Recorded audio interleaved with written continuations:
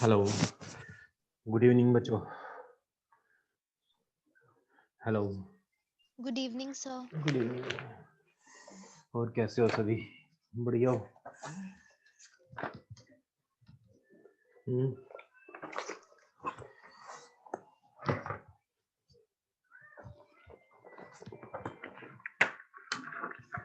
हाँ अनवी, बहुत दिन बाद आई है अनवी, कैसे है तू?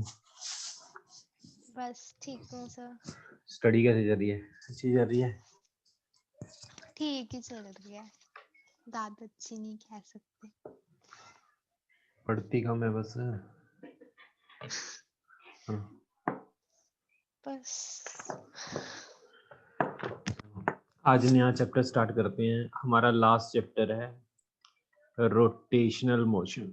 इसके बाद हमारा फुल सिलेबस कंप्लीट हो जाएगा। यही चैप्टर हमारा पेंडिंग था बच्चों। इसके बाद हमारा पूरा फिजिक्स का जो क्लास 11th का वो सिलेबस फिनिश हो जाएगा। As you know. कौन सा? ग्रेविटेशन।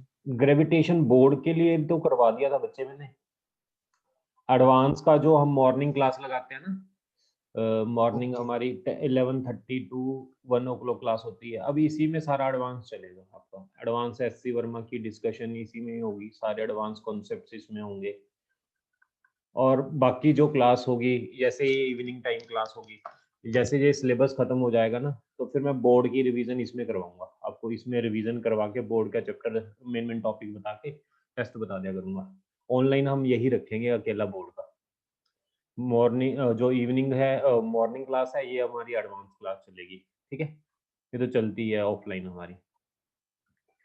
तो रोटेशनल मोशन आप इसको कह सकते हो लाइक मैकेनिक्स का बिल्कुल एंड है, लास्ट चैप्टर ऑफ मैकेनिक्स है। रोटेशन चैप्टर को ना 3 पार्ट में बांटते हैं। आपको पहले तो स्टार्टिंग में बहुत मजा आएगा, वो पार्ट होगा इजी। फिर थोड़ा सा आपको टफ लगने लगेगा, वो पार्ट होगा मीडियम। फिर आपको समझ आना बंद हो जाएगा, वो पार्ट हो जाएगा टफ। ठीक है, जहां से आपको रोटेशनल मोशन समझ आना बंद हो गया, समझ लेना टफ पार्ट स्टार्ट हो गया। सर पहले ही डरा रहे हो। तभी तो लास्ट में करा रहा हूँ। मैंने इसको कैटेगराइज कर दिया ना, ये 3 पार्ट में डिवाइड है, इजी, मीडियम, टफ। पहले बहुत मजा आएगा, फिर थोड़ा टफ लगने लगेगा, फिर एंड में जाके वो टफ हो जाएगा। पहले ही प्रिपेयर कर रहा हूँ कि टफ पार्ट आने वाला है, बिल्कुल लास्ट में जाके आएगा टफ। ठीक है ना। मैं फिर भी बहुत कोई जल्दी नहीं है हमें, हमारा सिलेबस ऑन टाइम चल रहा है, तो मैं बहुत स्लोली चलूंगा, तो माइट भी आपको जो टफ वाला पार्ट भी इजी लगे। तो I will try my best. तो इसके बाद अगर मैं बात करूं rotational motion, rotation motion advance में तो अपने आप में बहुत ज़्यादा एडवांस है, लेकिन अब हम इसको थोड़ा सा इजी करने के लिए चीज़ों को आपके सिलेबस में ही जो चीज़ें हैं काफ़ी कंस्ट्रेंड हैं, कुछ रिस्ट्रिक्टेड हैं। सबसे पहले जो पार्ट है आपका, रोटेशन मोशन में हमेशा आपके लिए रिजिड बॉडी की ही बात करेगा। हमेशा किस बॉडी के बारे में पढ़ेगा? रिजिड बॉडी के बारे में। रिजिड बॉडी को पढ़ना अदर बॉडीज के पढ़ने के कंपैरेटिवली बहुत ज़्यादा आसान होता है। इसलिए हम यहाँ पर अब हमारी जो भी डिस्कशन रहेगी जो भी चैप्टर में आपका सिलेबस है वो सारा रिजिड बॉडी में ही होता है। रिजिड बॉडी क्या होती है पहले इसकी बात करते हैं। रिजिड बॉडी वो बॉडी होती है, जैसा कि नाम से पता लग रहा है, कोई सख्त बॉडी। जैसे एक बॉडी है बच्चे, कोई भी किसी भी शेप की बॉडी है, इसके पास पार्टिकल्स होंगे ऐसे, है ना, बॉडी के पास। जब बॉडी के पास ऐसे नंबर ऑफ पार्टिकल्स होंगे, इन पार्टिकल के बीच में कोई भी स्पेस चेंज ना करे, इस पर फोर्स लगाने से पार्टिकल्स के बीच में कोई भी स्पेस ना चेंज करे, ये दो पार्टिकल के बीच का डिस्टेंस चेंज ना करे, ये फिक्स हो, डिस्टेंस बिटवीन टू पार्टिकल अगर फिक्स हो तो उसे क्या बोलेंगे हम? यस बच्चों, रिजिड बॉडी, ठीक है ना। नहीं तो आपको पता है कि किसी भी बॉडी पर फोर्स लगाने से उसकी शेप चेंज हो जाती है, तो पार्टिकल के बीच का डिस्टेंस चेंज हो जाता है बच्चे। यस, तो रिजिड बॉडी क्या होती है? आप जितनी मर्जी फोर्स लगा लो, बॉडीज की शेप चेंज नहीं होगी, यानी पार्टिकल के बीच का डिस्टेंस चेंज नहीं होगा, उसको हम बोलेंगे rigid body. That is called rigid body. Actual में रिजिड बॉडी होती नहीं, कोई भी बॉडी रिजिड बॉडी नहीं हो सकती, लेकिन हम अज्यूम करते हैं there is existence of a rigid body, so that इस चैप्टर में हम रिजिड बॉडी के बारे में ही पढ़ सकें। तो साथ साथ आपने डेफिनेशंस भी लिखनी है, तो लिखो एन ऑब्जेक्ट और body will be termed as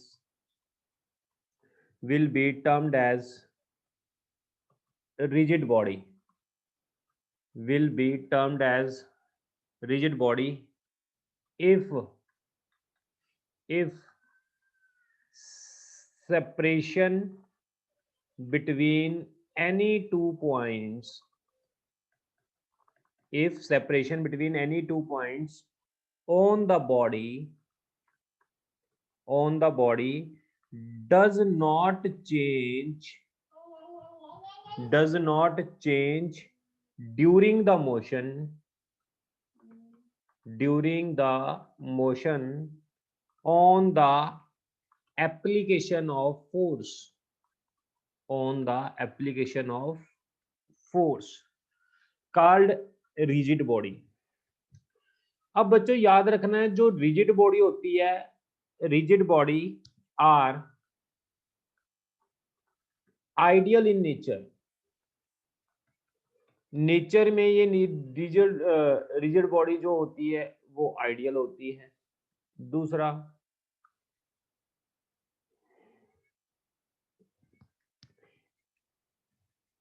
every rigid body, ये पॉइंट्स लिख लेना बच्चों, every rigid body is a system of particle.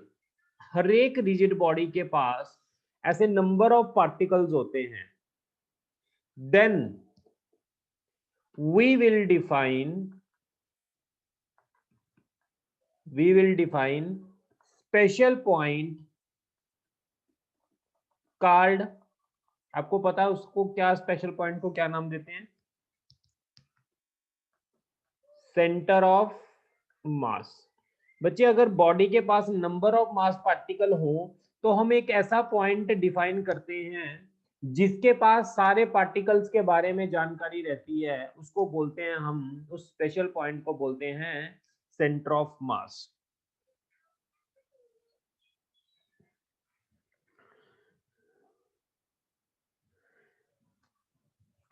Yes बच्चों, यहां तक क्लियर है? Yes sir. ओके। अब बेनिफिट, इसके बेनिफिट क्या है? रिजिड बॉडी को स्टडी करने के क्या बेनिफिट है, मैं उसकी बात करता हूं बच्चों। एक ये रॉड है, ठीक, इस रॉड को मैंने घुमा दिया, यहां तक ले गया, मैं घुमा के इसको रोटेट करके रॉड को यहां तक ले गया।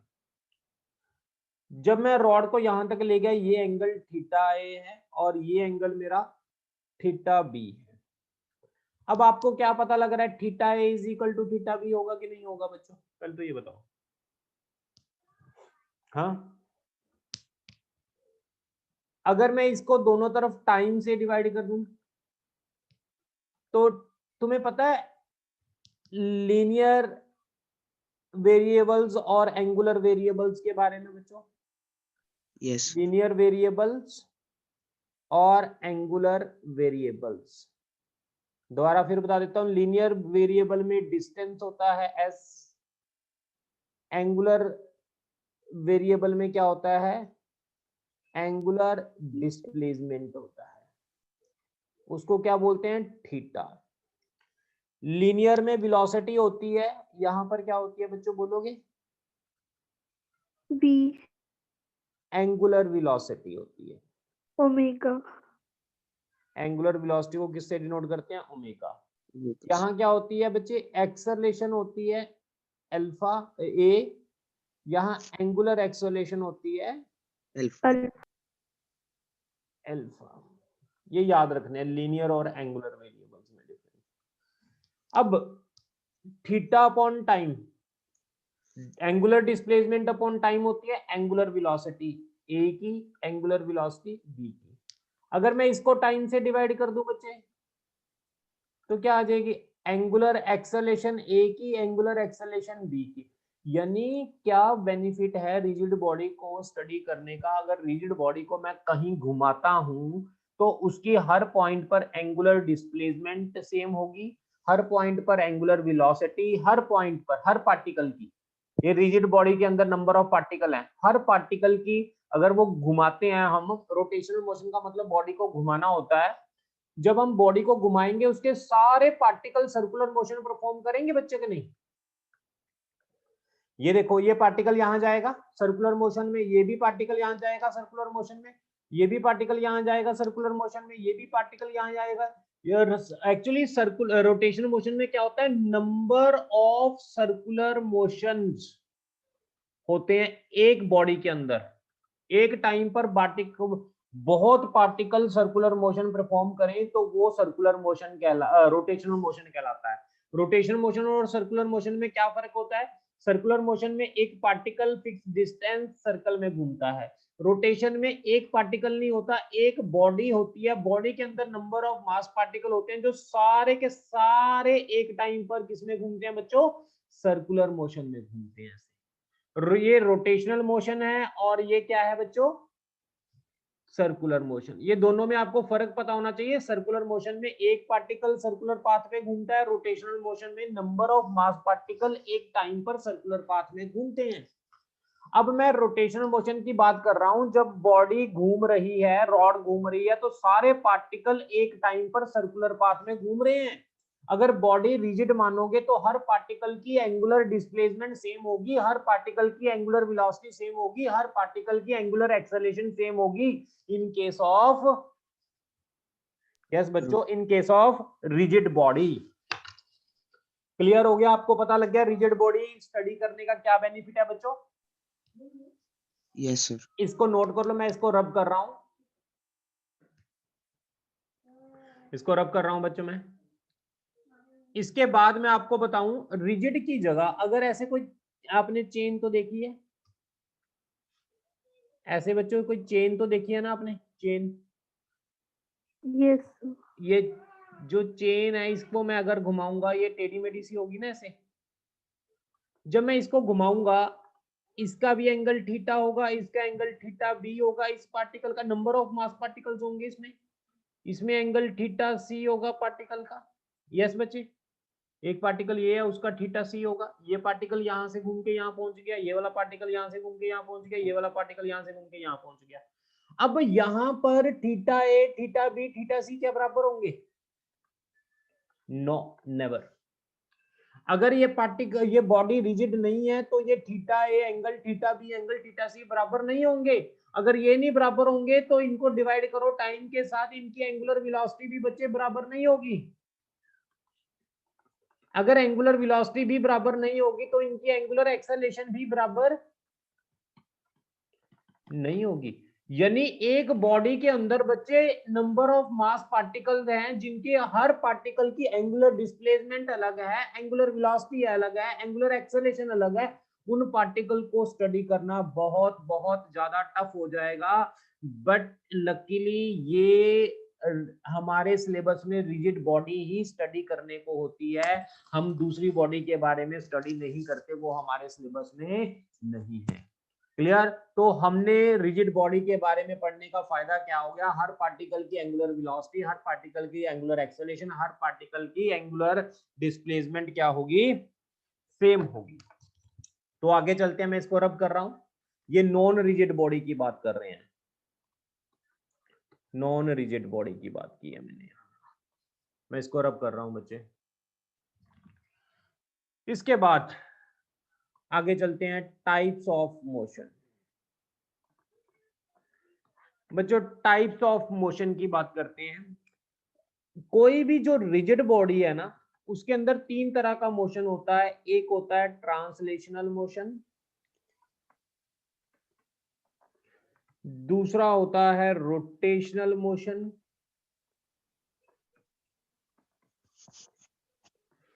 तीसरा होता है translational rotation, and rotational motion.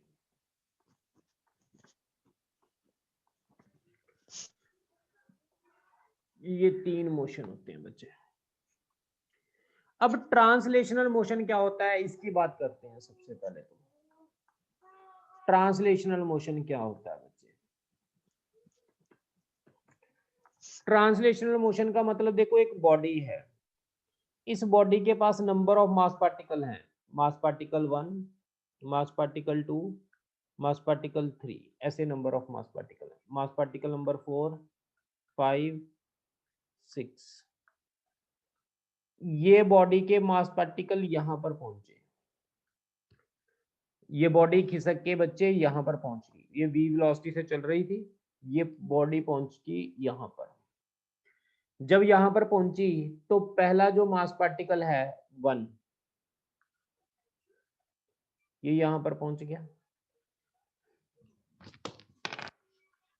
दूसरा मास पार्टिकल पहुंच जाएगा यहां पर उसी टाइम पर, तीसरा मास पार्टिकल पहुंच जाएगा यहां पर। कहने का मतलब, जितना डिस्टेंस फर्स्ट वाला चलेगा उतना सेकंड वाला चलेगा, उतना थर्ड वाला चलेगा। यानी D1 distance, D2 distance, D3 distance बराबर होगा। समझ आया कि नहीं आया आपको? यस। S1, S2, S3 लिख लेते हैं। तो S1, S2, S3 यानी जितना फर्स्ट पार्टिकल चलेगा उतना ही सेकंड पार्टिकल चलेगा, उतना ही थर्ड पार्टिकल चलेगा। अगर डिस्टेंस बराबर हो गया तो इनकी स्पीड भी क्या हो जाएगी, लीनियर स्पीड भी बराबर हो जाएगी। अगर लीनियर स्पीड भी बराबर होगी तो लीनियर एक्सेलरेशन भी क्या हो जाएगी बच्चे, बराबर हो जाएगी। Clear? Yes sir. Translational motion में इसका मतलब होता है, लिख लो, linear displacement of each particle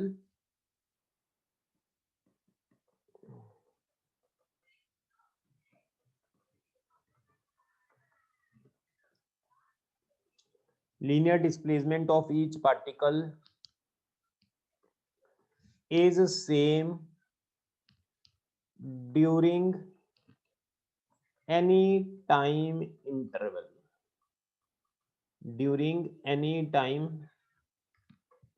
Linear displacement of each particle is same during any time interval.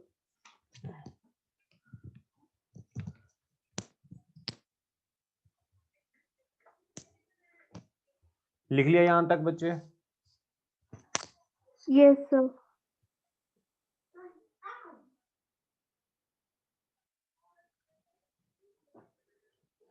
इसको रब कर रहा हूं, मैं आगे चल रहा हूं।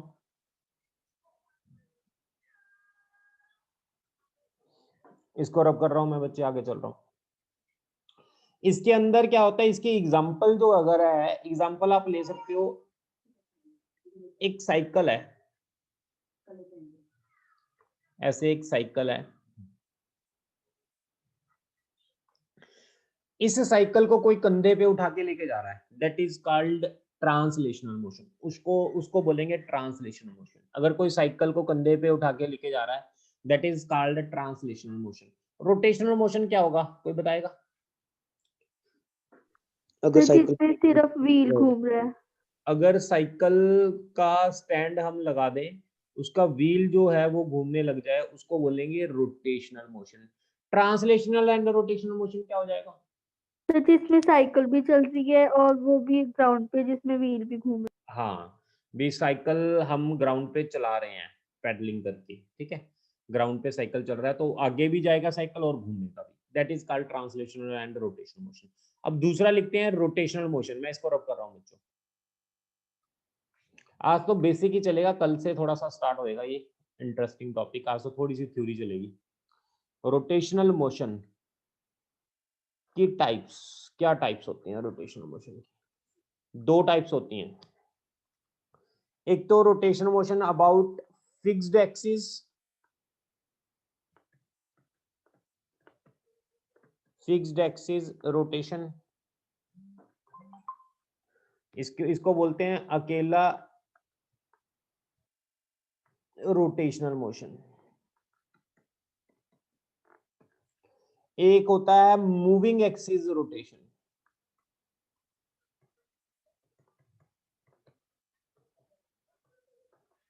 इसको बोलते हैं रोटेशनल एंड ट्रांसलेशनल मोशन।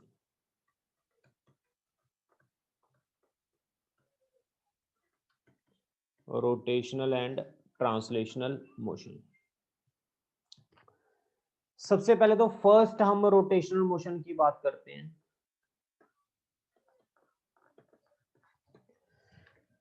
बच्चों फर्स्ट रोटेशनल मोशन में क्या होता है, इसकी एग्जांपल बताओ, फिक्स्ड एक्सिस की और मूविंग एक्सिस की। देखते हैं कौन एग्जांपल बताता है, एक एक एग्जांपल बताओ पहले। फिक्स्ड एक्सिस की, मूविंग एक्सिस की, हमारी डेली लाइफ में जो होती हैं चीजें। सिर्फ फिक्स्ड एक्सिस में तो अर्थ भी और अर्थ अपने एक्सिस के अबाउट, फिक्स्ड एक्सिस के अबाउट घूमती है ना, that is called rotational motion. और मूविंग एक्सिस रोटेशन वाली एग्जांपल बताओ जल्दी, any student mix fixed axis की और मूविंग एक्सिस की।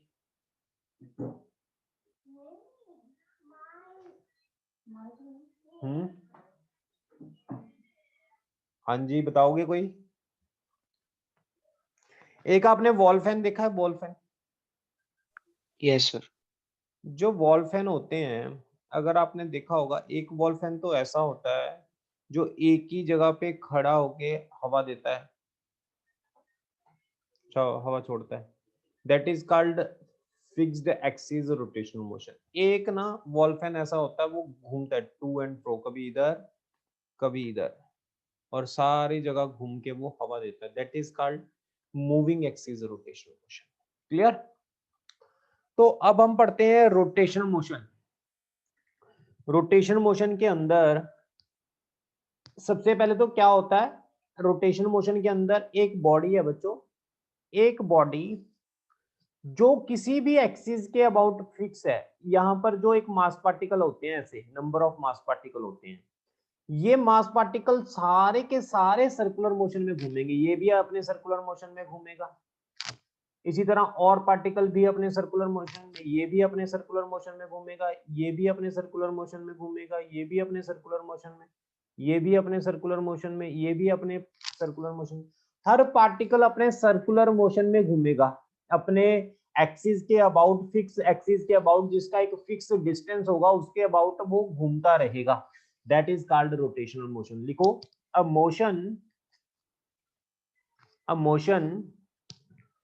in which all the particles perform circular motion with different radius। हर एक का रेडियस अलग अलग है बच्चे, इस सर्कुलर पाथ का अलग है रेडियस, इस सर्कुलर पाथ का रेडियस अलग है, with different radius and common centre. हर एक का सेंटर जो है बच्चे वो एक ही है, इसी लाइन पर सभी के सेंटर हैं, with common centre, called rotational motion, called rotational motion.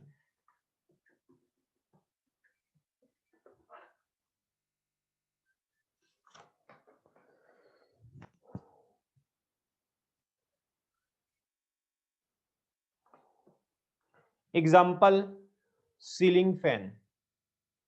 Ceiling fan सभी ने देखा है, वो एक फिक्स्ड एक्सिस के अबाउट क्या करता है, घूमता रहता है।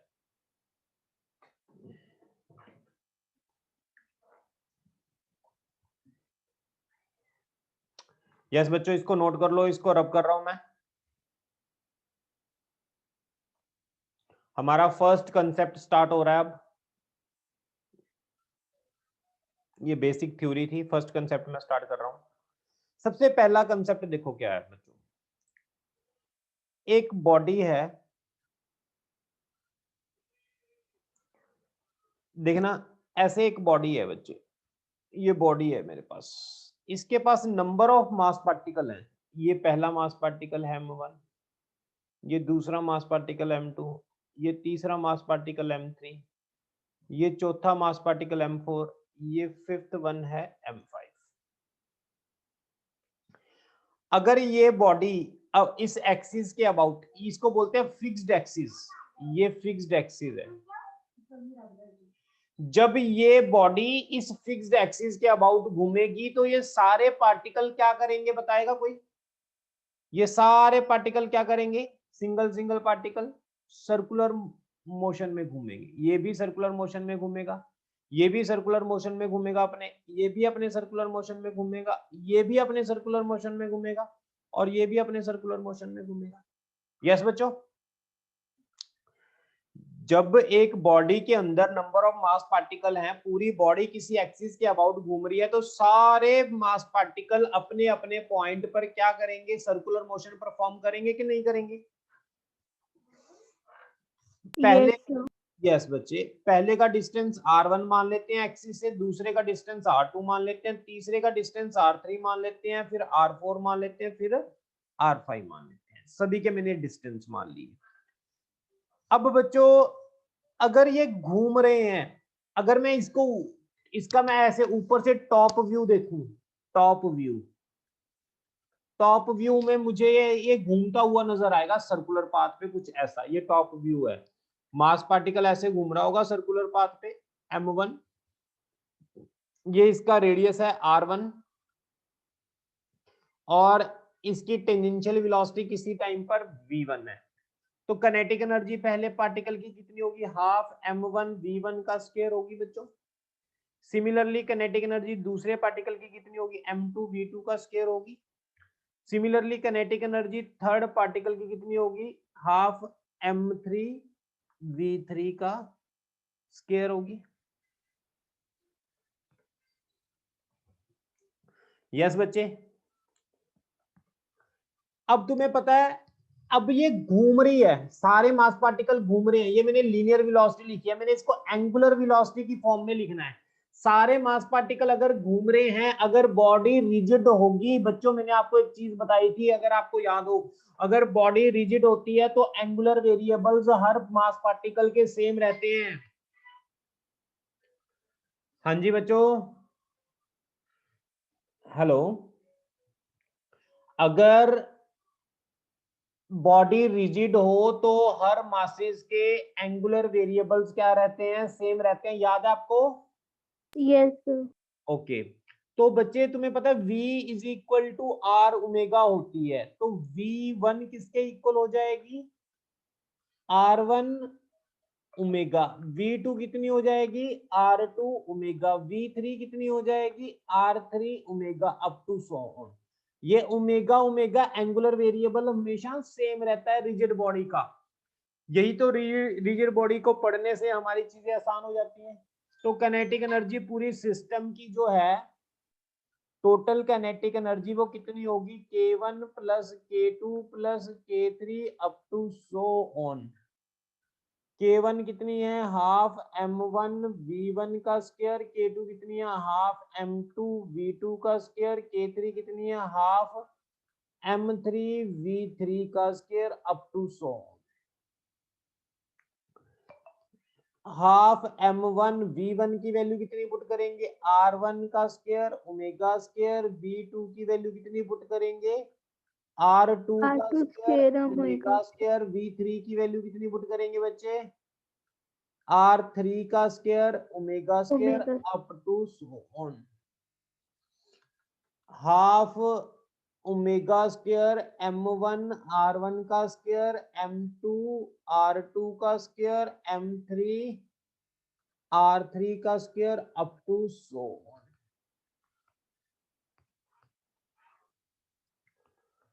kinetic energy total is equal to half omega square बच्चे ये कोई एक स्पेशल टर्म आ गई इसको मैं ना ऐसे लिख रहा हूं देखना इसको मैं ऐसे लिख सकता हूं समेशन mi ri का स्क्वायर ये चीज लिख रहा हूं मैं इसको वेयर ये समेशन mi ri का स्क्वायर किसके इक्वल है m1 r1 का स्क्वायर m2 r2 का स्क्वायर m3 r3 का square up to so on इसको बच्चे एक स्पेशल सिंबल के साथ डिनोट करते हैं देखो कौन सा सिंबल है वो आपने समझना है आगे इसको मैं स्पेशल सिंबल आई लिखता हूं तो काइनेटिक एनर्जी मेरी टोटल कितनी आ जाएगी half omega square into I ये आ गई मेरी रोटेशनल काइनेटिक एनर्जी इसको बोलते हैं बच्चे रोटेशनल काइनेटिक एनर्जी अब मैं आपको बहुत इंपॉर्टेंट एक रोटेशन के अंदर एक नया वेरिएबल इंट्रोड्यूस कर रहा हूं आई इसके बारे में समझो बच्चे आई के बारे में मैं रब कर रहा हूं और आगे चल रहा हूं इसको मैं रब कर रहा हूं और आगे चल रहा हूं बच्चे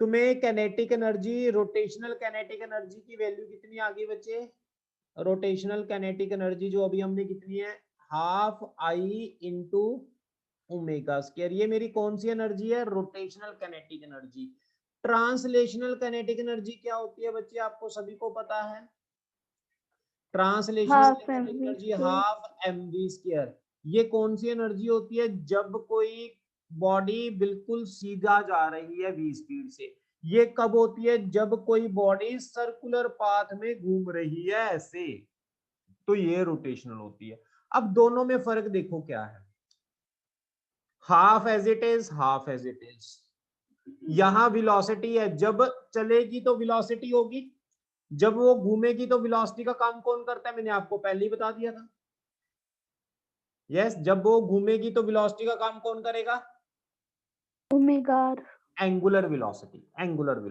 इधर लीनियर वेलोसिटी है और इधर एंगुलर वेलोसिटी जब यहां पर मास है तो यहां मास की जगह क्या है बच्चे इनर्शिया आई जिसका नाम होता है इनर्शिया यानी अब आपने याद रखना है बच्चे लीनियर मोशन के अंदर अगर जो काम मास का होता है रोटेशनल मोशन में वही काम इनर्शिया का होता है इस चीज को लिख लो लीनियर मोशन में जो काम मास करता है वही काम रोटेशनल मोशन में मूवमेंट ऑफ इसको बोलते हैं मूवमेंट ऑफ इनर्शिया करता है अब कोई बच्चा मुझे ये बता सकता है लीनियर मोशन में मास का काम क्या होता है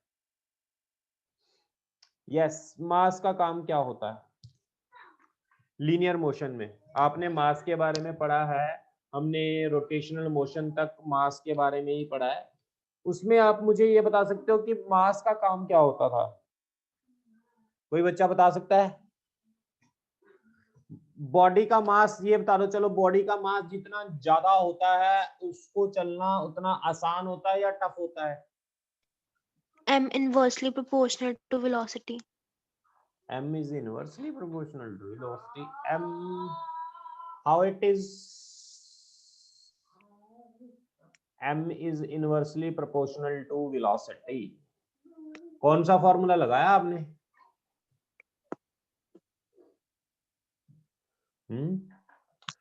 बच्चे मुझे ये बताओ, सिंपल सी बात है, जिसका मास ज्यादा होगा उसको चलाना आसान होगा या टफ होगा?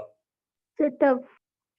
जिसका मास ज्यादा होगा उसको रोकना आसान होगा या टफ होगा? टफ।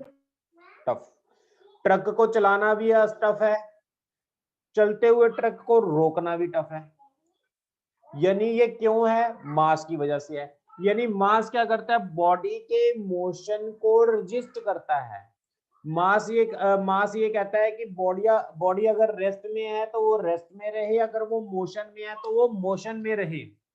मास का जो रोल लीनियर मोशन में होता है, यानी बॉडी के मोशन को जो रजिस्ट करता है, always resist linear motion of the body. In the similar manner, inertia का काम क्या होता है? अब कोई बता सकता है?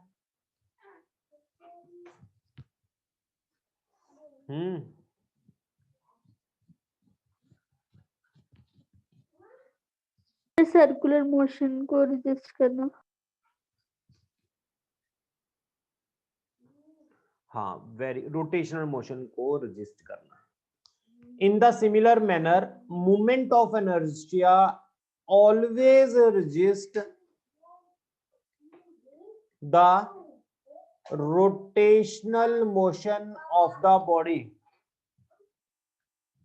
Rotational motion of the body. बच्चों, मूवमेंट ऑफ इनर्शिया जो होती है बॉडी का रोटेशनल मोशन को रजिस्ट करती है, और जो मास होता है बॉडी के लीनियर मोशन को रजिस्ट करता है। क्लियर है बच्चों? इसमें कोई डाउट तो नहीं है? No sir. आपने देखा है जो साइकिल होता है, साइकिल का जो टायर होता है, टायर में ना स्पॉक्स लगे होते हैं ऐसे, वो क्यों लगाए जाते हैं? कोई बताएगा?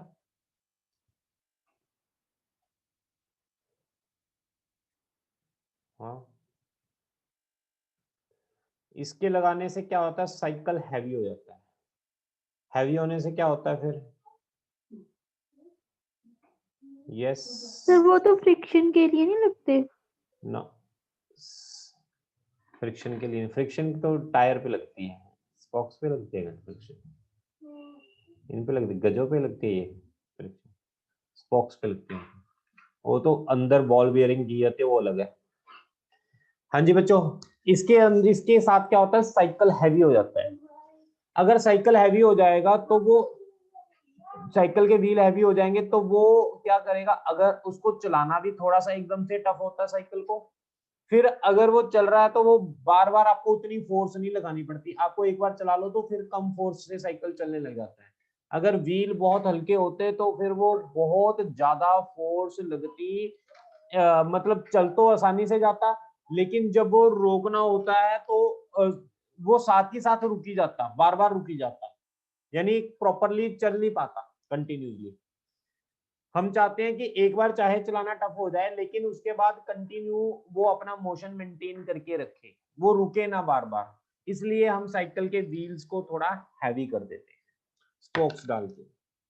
बच्चे कोई डाउट है यहां तक किसी को? आज हमने सारी बेसिक चीजें की हैं, सारा हमने बेसिक पढ़ा है। जितना, अब मुझे ये बता दो, जितना मूवमेंट ऑफ इनर्शिया ज्यादा होगा,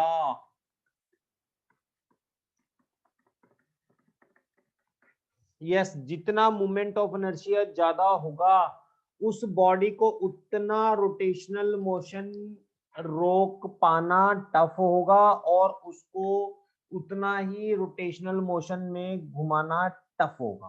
क्लियर है बच्चों? कोई डाउट तो नहीं है? No sir.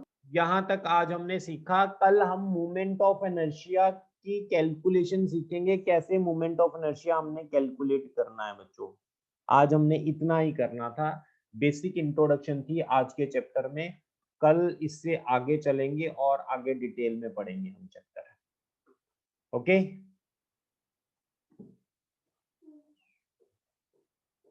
ओके बच्चों, बाय, कल मिलते हैं।